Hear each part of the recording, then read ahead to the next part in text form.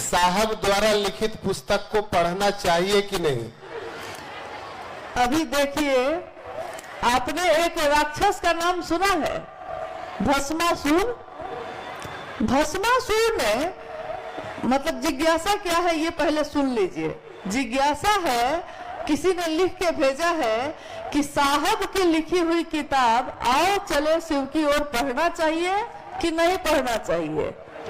तो मुझको तुरंत याद आया भस्मासुर। मतलब भस्मासुर एक राक्षस था, उसके मन में ये चाहत थी कि सारी शक्तियां मुझको मिल जाती और कोई मुझको मार नहीं पाए। तो उसने क्या किया कि पहले बारी बारी से उस सभी देव देवताओं के पास गया, लेकिन सबने यही कह दिया कि महादेव के पास जाना पड़ेगा। तो अंत में क्या करेगा, महादेव के पास गया। तो उसने तपस्या किसकी की? महादेव की तपस्या की। महादेव तो अघरदानी है, अघरदानी प्रसन्न हो गए, महादेव प्रकट हो गए। उन्होंने भस्मासुर से पूछा क्या चाहिए तुमको?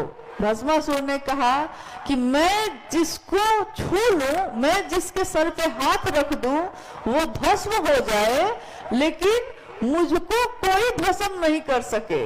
मैं जिसके सिर पे हाथ रखूं वो भस्म हो जाए।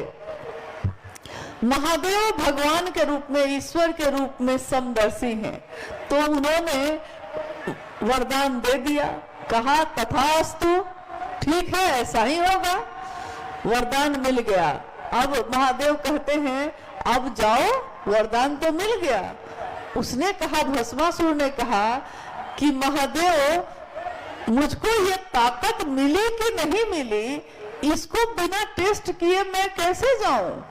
तो आइए पहले मैं आप ही के सिर पे हाथ रखूंगा ताकि देखता हूं कि आप भस्म होते हैं कि नहीं।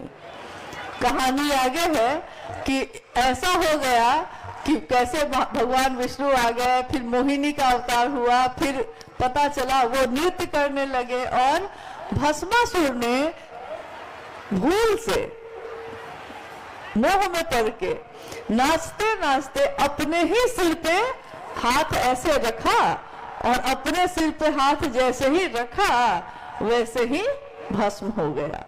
तो ये जिज्ञासा जब आई कि साहब की किताब पढ़नी चाहिए कि नहीं, तो मुझको भस्मासुर का नाम ही याद आया कि जिसके कारण कोई शिव का शिष्य हुआ, जिनके कारण आज शिव शिष्यता अविच्छिन्न अपने प्रबल वेग से बह रही है आगे।